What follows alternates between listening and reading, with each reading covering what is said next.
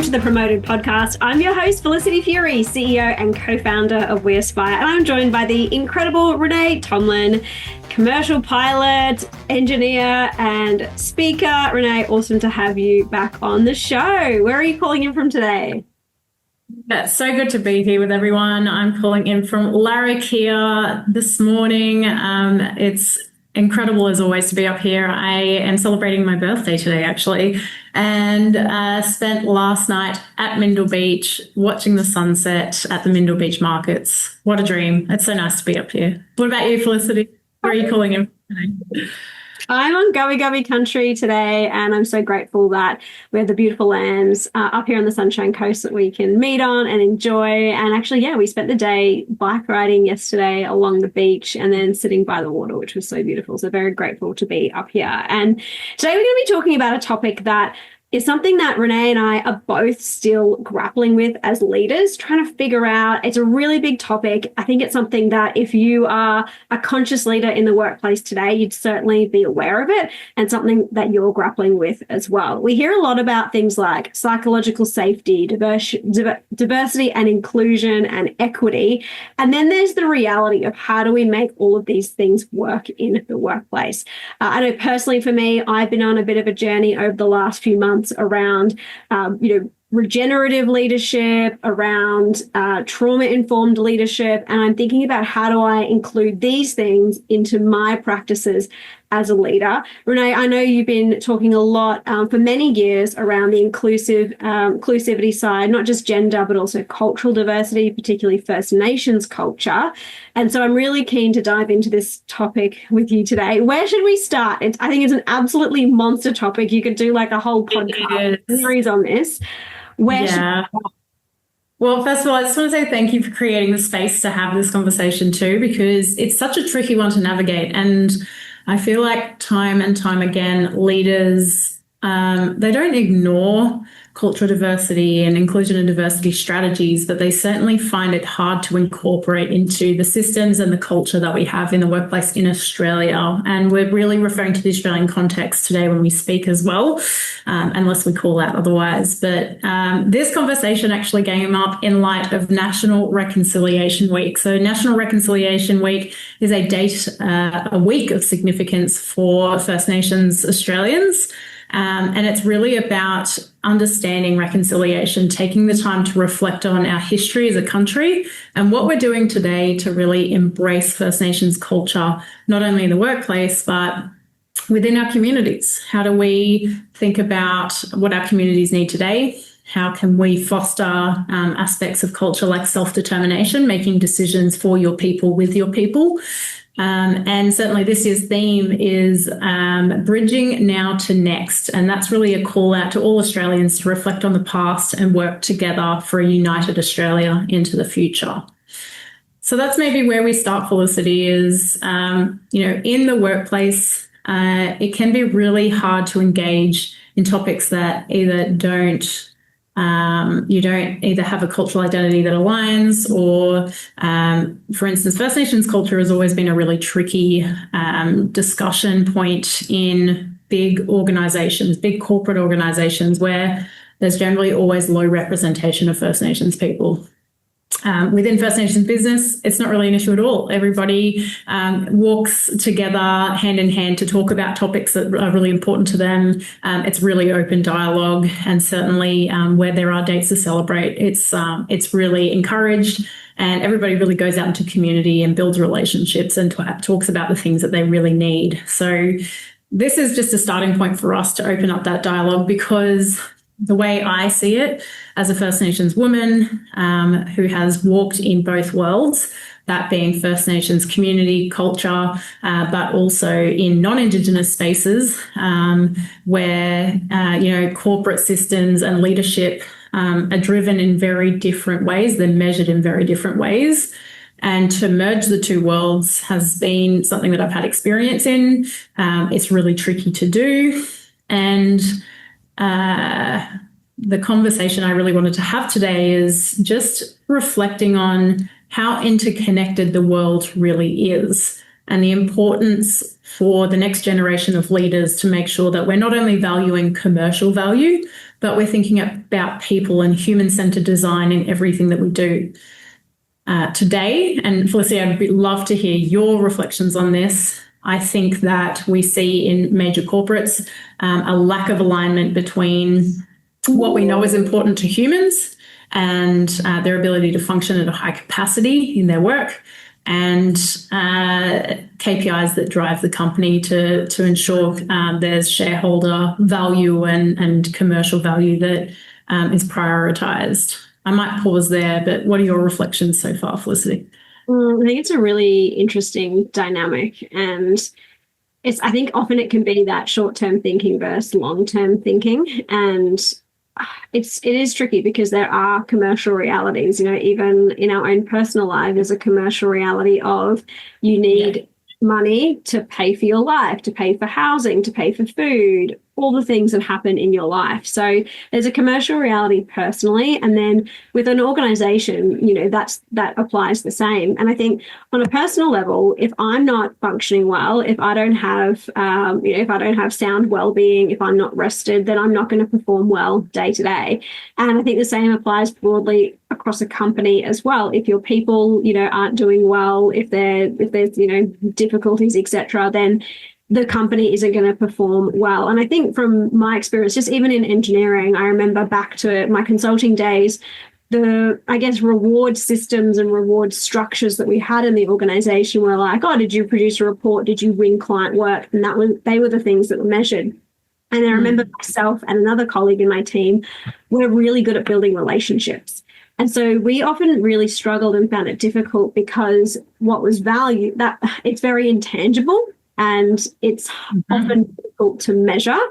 But when you look at the long-term success of a company, you do need to build those relationships with clients. If you do a project and then you don't win the work back, or you don't build that relationship, then it's not going to work for you long-term. So I think there's a lot of systems that we've wound up with because of the Industrial Revolution, because of certain things in our short-term history.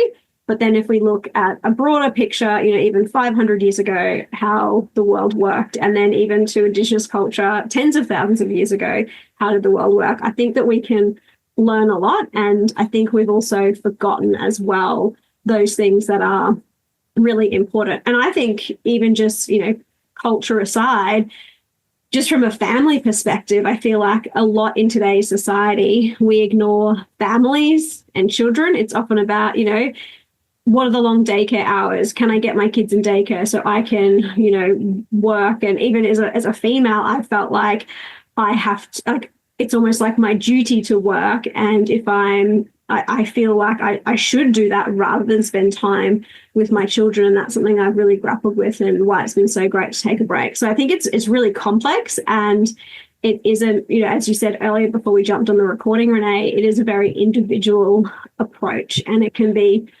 super challenging to go, I think the engineer in me is like, how do I design a system for the individual? And even on engineering projects, we usually, often we've gone, what are 90% of people going to do? We can just design for that because of time, money, resources, energy. We're just going to design for 90% of people, and the others, I'm sorry, it's just too hard to just at this point in time to design for. So I often think we do get a broad brush approach, like millennials are like this, non-Indigenous people like this, Indigenous people are categorized because we like to put things into boxes as humans, which really does a disservice. So it is very challenging. And I think it comes down to asking the right questions, and it's like a moment by moment thoughtfulness of not having assumptions. But it's genuinely very difficult, I think.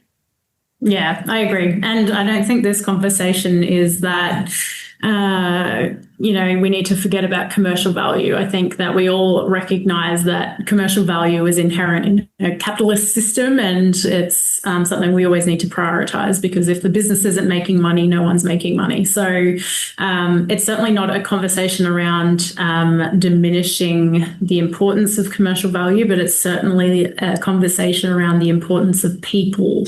And how do we reward our managers, our leaders across these businesses to really care about the people that they work with, to really put the time aside to listen, to understand their unique perspectives and circumstances, so that, parents can make school pick up and drop off, work flexibly, so that First Nations people can attend dates of significance or go to counselling for support, or, get to that second job because they're trying to support a family, or they want to be future leaders themselves. How do we think about it from a strengths-based position as well? Like, we want to have diversity and inclusion amplified through our businesses, but we need pipeline and talent and opportunities for diverse people to step into those roles as well.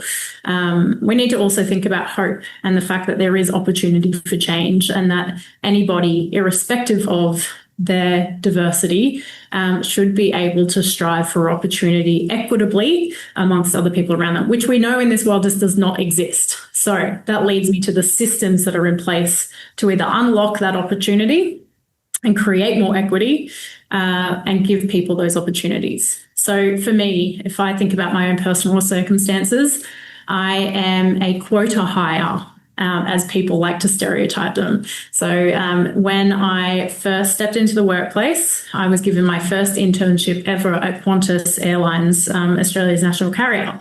And I was given that opportunity through an internship program called Career Trackers, where they set up Indigenous tertiary qualified interns, and Qantas at the time partnered with them, which meant I was the first intern ever to have an internship at Qantas through this program.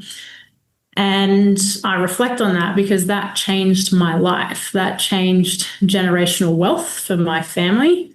It's given me the opportunity now to think about saving for the future. It's given me the opportunity to think about owning my own home for the first time. It's given me the opportunity to think about being able to actually finance a family if that's something that ever happens. And that was really hard or unachievable just in one generation before me. So there is a place for diversity hires. And I know that there is huge contention around that, right? You can't just put someone in a position because if they haven't earned it, then they shouldn't be getting that opportunity. But we need to think about, the amount of privilege that comes with the opportunity to be the top of the top in most job opportunities, right? So how do you change the system? And no one has a good recommendation around this. And I think that this is where I'd love to take the conversation is, you've taken some time out recently, Felicity. I come with a huge amount of experience and knowledge from multiple perspectives around these topics. What are the systems that are really going to change the game for our next generation? We've seen these incredible attempts to bring in inclusion and diversity strategies, to start giving budgets to try and amplify and diversify the people that are making decisions at the table.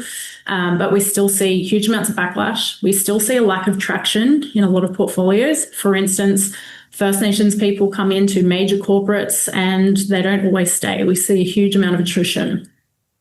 I know, for example, caring responsibilities, probably over half the population at some of my previous employers had caring responsibilities. So if there wasn't that flexibility there, you couldn't stay with these employers. And then LGBTQI, looking at opportunities to come together, to form coalitions, to make sure that people are more educated and have an understanding around the challenges, the traumas that come with identifying publicly in these sorts of spaces. There's so much challenge around getting diversity at the leadership table, but we also know that commercially we need to do this. The Diversity Council of Australia back in 2021 to 22 put out a survey to 3,000 Australians, and 75% of those employees came back to the survey saying that taking action to create a diverse and inclusive workplace is something they support. And there are incredible statistics that sit around the commercial value that comes with that. There's improved effectiveness, innovation, commercial performance that comes with diversity and inclusion. So why are we so hesitant to give up that spot to somebody that we know has diverse lived experience that could support a whole other generation of people in the workplace? There's always that short-term gain or short-term loss, long-term gain that continues to kind of be debated around how do we change the system? How do we include more people? So, Felicity, you work with hundreds upon thousands of leaders across Australia. What have you learnt, and where do you think we go to next? It's a big question, I know. Yeah, there's so much in that. I think even just the caring responsibility piece, it's not just people who have children. It's also I'm seeing so many people in my life having caring responsibilities for their parents. We've got an aging population, so that's certainly not new. So it's a lot, and I think it is really challenging. System usually covers a lot of people and a really broad range of people. Mm-hmm. I think it comes back to designing for the individual. And I love this concept of you have different seasons in life. It's a term that I actually heard from Justine Flynn, the co-founder of Thank You, the Thank You hand soaps and formerly Thank You water. And she talks about different seasons in life. And that's something that's really fit with me, because at the moment I feel like I'm in the season of parenting young children. And so there's different things that I need in my life right now, like flexibility. I love being able to do Monday morning ballet class with my daughter, which I did this morning, and have that flexibility. And so I've been very fortunate to be in my own business to design my life in that way.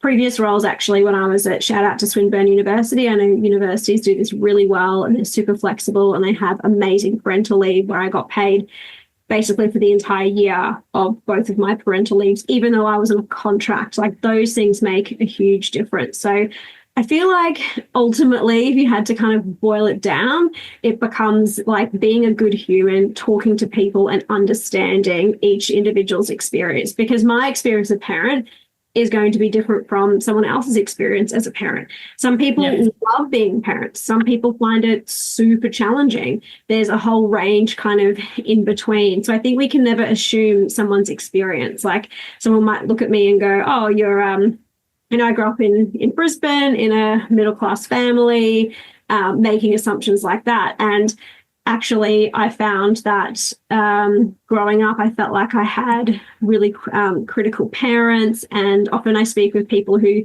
come from, say, an Asian culture where they had a similar experience. And so there's actually things that are not that different, I think, as well as like fundamental human experiences. But we also can't assume how an experience has affected somebody. And even diving into something like birth trauma, there's a third of women in Australia have birth trauma, which is crazy stats. And I feel like a huge portion of the population, if you think about how many women in Australia have babies. So, like, you just imagine, like, you get a room of like with 3 women that have babies, like the chances are one of those has birth trauma. How does that affect their kind of day-to-day life? And also, I don't think you need to be going in, absolutely do not, this is not a call to go ask people like, hey, what's your trauma? Not defending that at all. But I think having an understanding that, and I heard someone say this, which I loved, like, everyone's got their own invisible backpack, whether that it could be a childhood trauma. And the more that I've been speaking to people about that, the more it's opening up about people's relationships with their parents and what their upbringing is like. So I think it really comes down to, how do you really give people the benefit of the doubt, bring love and care into a relationship for each single person. And it can be something simple like asking the question, help me understand ... Like, help me understand why you did it that way. Help me understand this. Or, I noticed this happened. Can you tell me more about that? And it's really fascinating when you start to ask questions like that. You get to see people reveal themselves in their answers, and it might be a completely different way someone did something than you expected them to answer. So I know there's like the big system stuff around, like, it can come from a values perspective, but I feel like it is such a day-to-day thing. And I've spoken to some incredible leaders. I'm just recalling a lady at John Holland where she said there was no parental leave when she was at John Holland and she had her first baby. So she went to her boss about it, and together they came up with this plan where they had this kind of like hodgepodge of like, oh, we can get leave from here and we can structure this in this way. So this was like decades ago. She was able to actually take a really good amount of parental leave because they'd kind of like hacked the system. So I think even if there are systems in place, there are workarounds, but it really starts with those conversations and being really open to it. Because, yeah, and I just like last point on that is I feel like I'm such a like advocate, like change the system, like do these things differently. And like it's a hard fight. It is like so hard advocating for change. I've done, I'm still doing it. And it can be a really, really tough fight. And so I think sometimes you need to make choices on those battles. And I think it might seem like counterintuitive, like, but if you just think about if every single person had a conversation with one other person and had that understanding and brought that genuine care into the conversation, then that would be like miraculous, I think. Yeah, agreed. That's your question. I feel like there was many tangents there. No, I think, that's an important step is, leaders role modeling behaviors that we want to see. So vulnerability, curiosity, and being intentional to really create the space to have conversations to get to know people. So I don't think there's a right answer, but certainly I think that leaders at all levels, but most importantly at a board level, shareholder level, need to be demonstrating those behaviors too. And that's where you and I did a conversation recently, a podcast on ethical leadership and reputation. And I think that brings in a whole other swathe of challenges around navigating commercial pressure. But certainly the conversations that I've had with First Nations women, leading First Nations businesses or departments within the business, a lot of the time they say it's really simple. It's about the fact that somebody can walk in and not feel judged. It's the fact that people really care. And what that means is they show up for them. They ask them how they're going. They create space to build relationships, and they may even change the system to reflect their personal needs. So whilst, we talk about quotas, KPIs, performance metrics, the system that kind of enables and unlocks diversity and inclusion at diverse leadership tables, sometimes it's really up to just the individual themselves. And I think sometimes what I see is this expectation that you come in and you do your job only as an employee, without there being really any weight on you fostering a sense of community in the workplace that you go to. And so how do we incentivize people to take that time to think about not just themselves and their own circumstances, but those around them? And I think that at times we can feel like it's such an individual role to come to work and to contribute and to make sure you hit your hours and make sure you hit your deliverables. And I think that that's where people forget to make space for these other things. So I would really encourage corporates to have a think about what does it look like to bring time, space, and active listening and care into the workplace? Is it monthly catch-ups and yarning circles? Is it managers carving out an hour to check in someone's well-being every week, as well as an hour to check in on someone's work? How do we start balancing commercial value with people-centered metrics and well-being? Maybe I'll leave it there. Felicity. That's so good. You just reminded me when I did actually start work at Swinburne, and it was my first day, and my manager took me for a walk. We had a walking meeting. First of all, I'd never had a walking meeting before, so I was like, I love that. What is this? And then he said, how are you feeling? And I was like, what? And he's like, how are you feeling? And I was like, good. He's like, no, how are you like really feeling? And literally, shout out to you. I was like, no one has ever asked me that. Like, and it was such a simple question. And I think, like, I really like what you said around no judgment, no pressure from the person that you're speaking with or from anyone, like that you have to, like that you do have to open up in a workplace context. Like some things are really private, and, it's okay to say you're not okay and just like leave it at that. Or I've just got some like personal stuff I'm dealing with. And, I like your point around that it's important for shareholders, for leaders, for the board to do this, but also, hey, like you can talk to your mate. You don't have to be in a leadership position. Or I think often I've relied on leaders going like, oh, well, the leader should ask me these questions. And I've noticed actually just recently that I'm not very good at communicating my needs.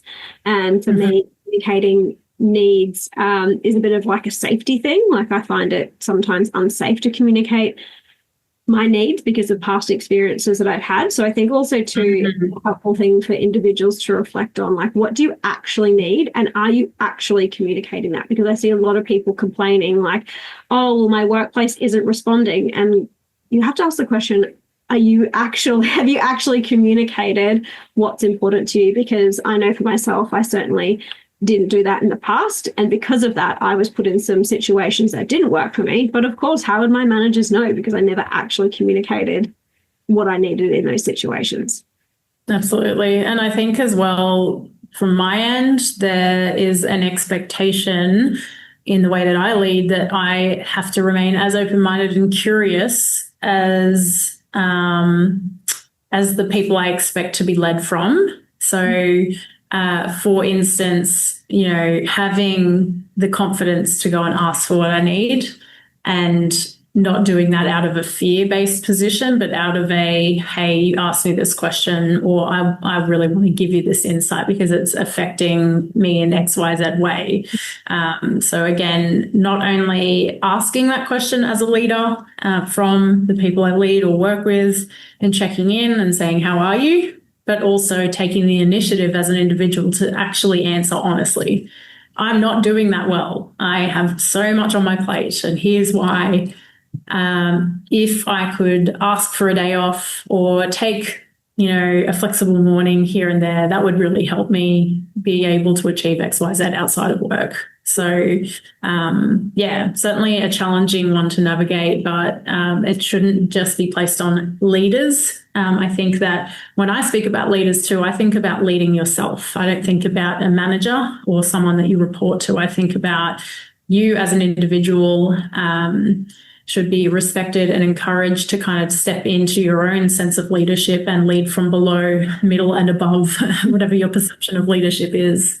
Yeah. And just to call it, yeah, sorry, you go for it. I was going to say, you just made me think, we often talk about diversity, and there's different people with different equity in the workplace. And certainly I think we do need to be giving a voice to those people who are not represented. But also I feel like there's a bit of a conversation, and this is probably a podcast topic for another day, but I do feel like I speak to a lot of white men who feel like they can't put their voice forward, not speaking for white men, but speaking, it can be tricky to be an ally. It kind of feels like damned if they do, they don't. And so I think at the end of the day, like, we're all human beings, and I do feel like it's like these people who actually are in these positions of power, a lot of white men feel like they can't talk about certain topics.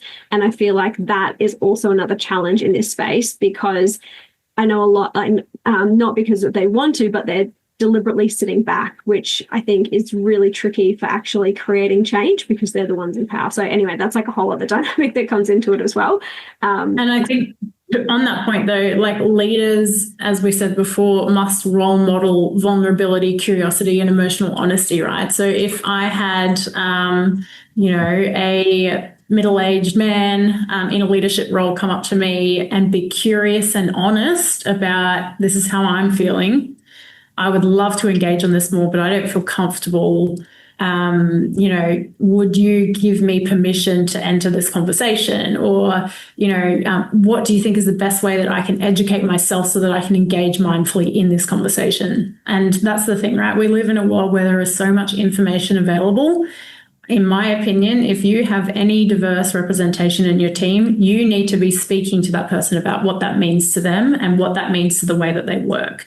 So it means leaning into uncomfortable conversations, and in maybe the older generations, feelings and thoughts and nice to haves weren't really spoken about. You came to work, you did your job, and you kind of sucked it up. And I feel like that's even more so in men, is this inability to really share emotionally how they're feeling about things. So I guess this is a call out to the older generation. If you're listening, please lean into us.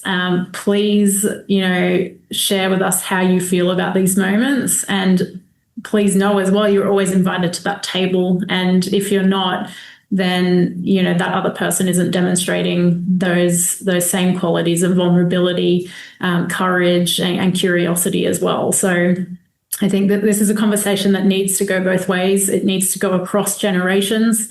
and everybody needs to be a part of it. So how do we demonstrate them individually and as leaders? It means asking those harder, awkward questions. It means getting comfortable with the uncomfortable. And I don't think that we can cross these borders and have this appreciation for other cultures until we genuinely sit down and have those conversations. So I'm also grateful. I feel like I'm that person who's like, can I ask a dumb question about, First Nations with you? And it's been so helpful because it's made me feel a lot more comfortable and engage in that. And, you're one of my dear friends, so I don't want to offend you of like, oh my gosh, am I going to upset Renee or like, I don't know, something.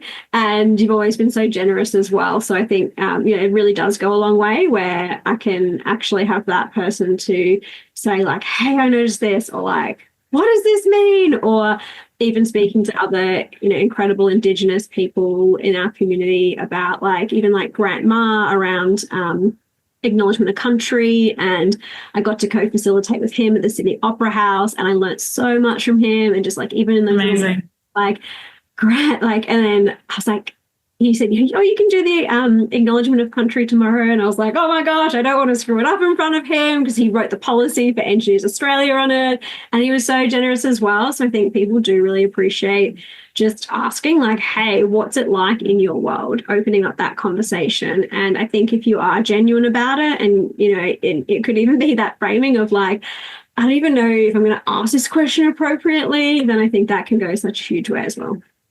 I couldn't agree more. And, if I think about exactly that, that kind of experience that you've had, authenticity can be messy, and it can be challenging to work through those hard conversations or to take the responsibility and not want to mess it up. But that shows that you care. But I think as well, acknowledgement that authenticity is messy, but it's necessary as well. So, giving the acknowledgement of country, again, a lot of people don't even understand why they have to give it, and they feel like it's almost a mandated thing. But for me, when I think about it, we're on the lands of the oldest living culture in the world, right? That's not a weight to carry. It's a gift to us. So how do we bring that to light? How do we show that there is history in this country? And yes, it's messy, but it is our history. So how do we own it? How do we step into it? How do we learn from it? And grow together. Yeah, 100%. So good. This is a huge topic. As I said right at the start, can go in many different directions. We are still learning ourselves as leaders. And I think that is, for me, a really helpful mindset of, I don't have all the answers. It's really been an open conversation today. We'd love to hear your feedback on this topic, or if there's a particular element you'd love us to deep dive into more. Renee, I'm really keen to keep exploring this with you, particularly around including in First Nations culture into even our everyday lives. I think there's so much that we can learn, particularly from a leadership perspective. I'm really scratching the surface here, like even around the trauma element of things in Indigenous cultures around the world, not just here in Australia. They didn't have things like trauma back in the day because of the practices that they had and the ceremony and the support, and we're missing so much of that. So I think there's a huge amount that we can learn, and I love that you integrate that into our podcast. So thank you, Renee, and thank you for being such an incredible advocate for First Nations culture and for diversity in engineering and inclusion. It's certainly not easy advocating, so shout out to you. You're doing so awesome. Thank you. And can I just say too, it's not easy being an Indigenous person in a lot of respects too. So whilst, it's hard to engage in conversation at times, it's also hard to be on the recipient, on the other kind of side of that table, where you're willing to kind of share that story and engage with people, but they're scared too. So I'm always here for a conversation. Would love to share what I know and my own experience with those that are willing to lean in. And on that note, happy National Reconciliation Week. That's what this week is all about. It's sharing stories, it's learning and educating, so we can all learn from each other and grow together for a more united Australia. And that's certainly an Australia that I hope is well and truly in our future, Felicity. Thank you for joining us today. Thank you so much. You've been listening to the Promoter Podcast, the podcast which helps you get promoted and be great when you get there. Thanks so much, Renee. We'll see you on the next one. See you on the next one.